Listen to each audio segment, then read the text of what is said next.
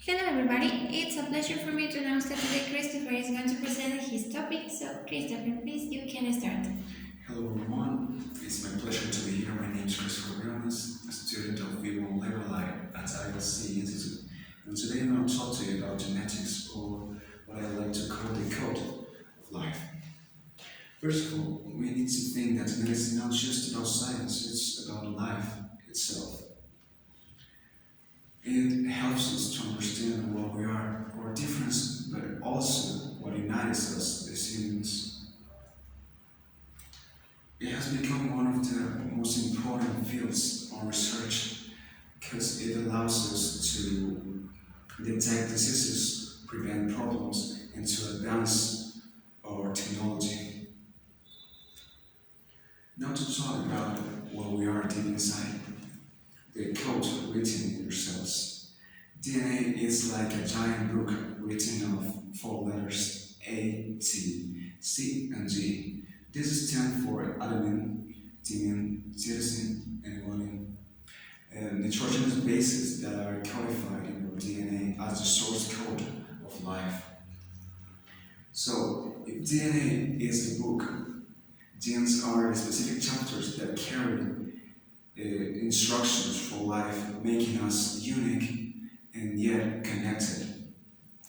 Connected as a living bridge between past and future, what comes down from generation to generation and defines what we are, what we were, and what we might become. Reverend Mendel, Austrian monk that stand the basis for what we know as genetics today. He proposed three fundamental laws. Law of segregation that says that two alleles for a gene are placed in two different gametes.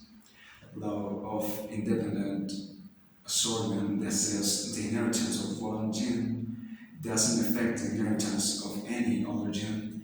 And the law of dominance that says that when two alleles are present in an individual, just one is going to be dominant and is going to be expressed in the individual as traits. But what are traits? Traits are characteristics of an organism. Things like eye color, skin tone, even height can be also behavioral and even susceptibilities to certain diseases, and all of them can be inherited. But with all this, there comes a question. With all the advances, what are the applications? How can we use it? Thanks to what we have achieved, what once was science fiction is now a reality. It's science shaping our future. First, genetic engineering allows us to use, to modify, to manipulate an organism's DNA, using biotechnology to modify existing characteristics or add new ones. Its applications include fields like medicine, using an individual's genetic information to detect diseases, to correct mutations, and to prevent problems. Agriculture, allowing us to modify crops, improving them using biotechnology. And finally, forensics, allowing us to identify causes of death quickly. Without also, there comes a big question. Genetics gives us the power to change what we are, but just because we have this power, it really means we should use it. First of all, we need to talk about privacy, genetic privacy. The right of an individual to control what his or her DNA contains, his information, to protect it from unauthorized access and from misuse. With this also comes other problems: cloning, embryos modifying, and what we call designer babies. We have the ability to modify embryos from the start, to add new traits, to correct mutations, to change what they are.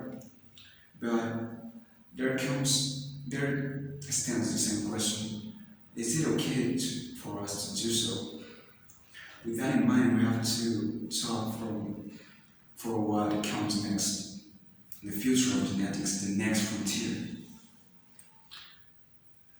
There are a lot of possibilities, like AI integration, allowing it to read complex genetic data to carry more information, and of course, using using genetic principles and technologies, we can modify us, help directing evolution processes, even make them faster.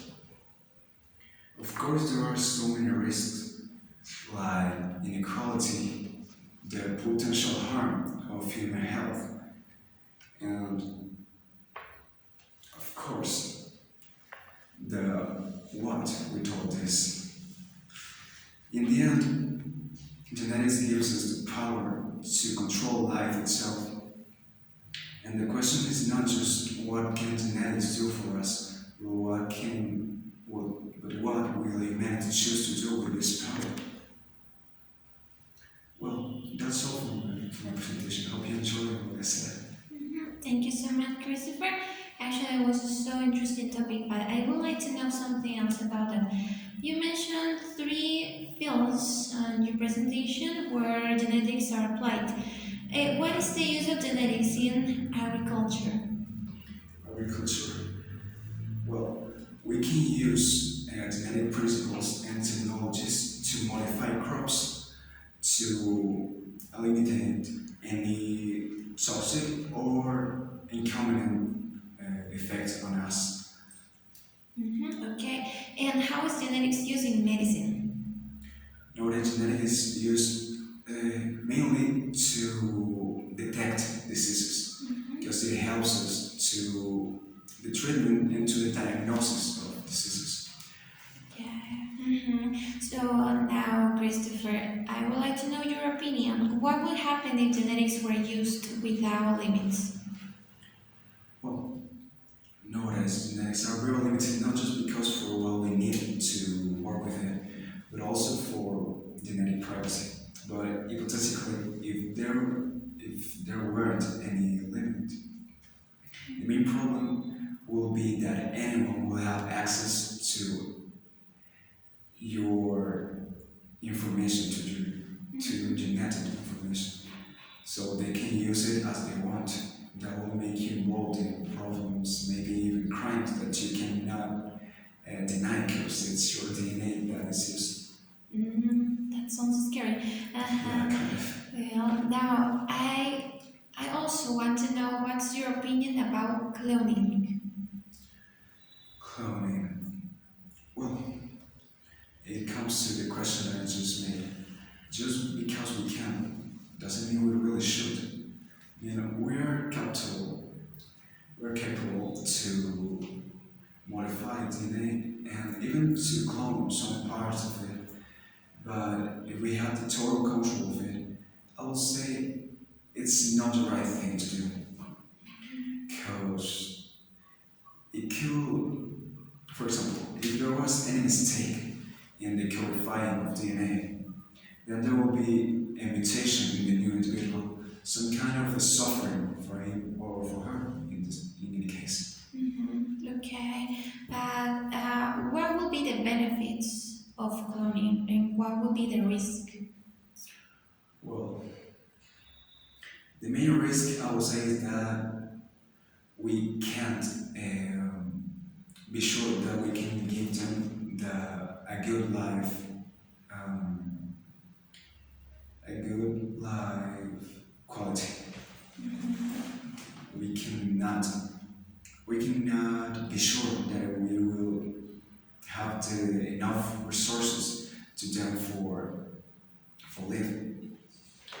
But the main use, the advantage could be that we can make humans for saying in some way eternal.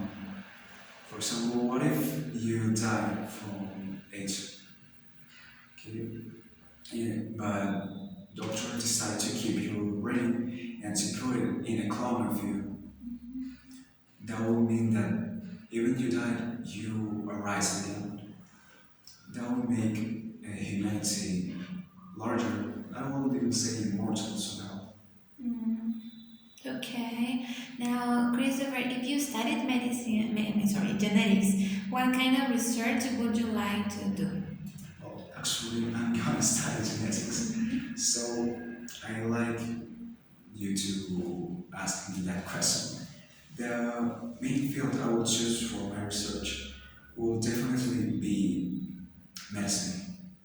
I would love to find out cures, treatments to improve humanity life.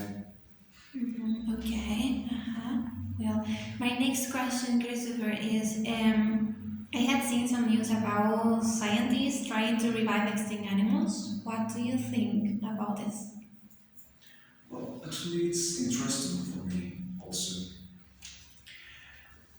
Um, I mean, it's such a great advance. It's a great achievement for humanity. The having the power to clone an animal that doesn't exist anymore. But I think it's wrong. It's not a good thing to do because if they're not here, they're dead. There should be a reason. What if we we got them again to life and they aren't capable to stand the new conditions of the world, the new reality, not just with humans but also with nature. We will be making them face things that they shouldn't, making condemning them to suffer somehow. Okay, so in your opinion, Christopher, what ethical considerations should be taken into account at developing experiments? What will be the considerations? First of all, it should be every single step for the research and for the development should be written, should be it should be written and made some kind of register of every single thing, just in case there comes any problem, so we can correct or finish this problem. Okay, thank you. Now, Christopher, will you modify something from your DNA? Yeah, actually, I will modify just my eyes color. I would like to have my father's eye color because he has green eyes and I have brown eyes. I'll say that, so I will modify for me. Okay. Now, why is studying genetics important for the future of humanity?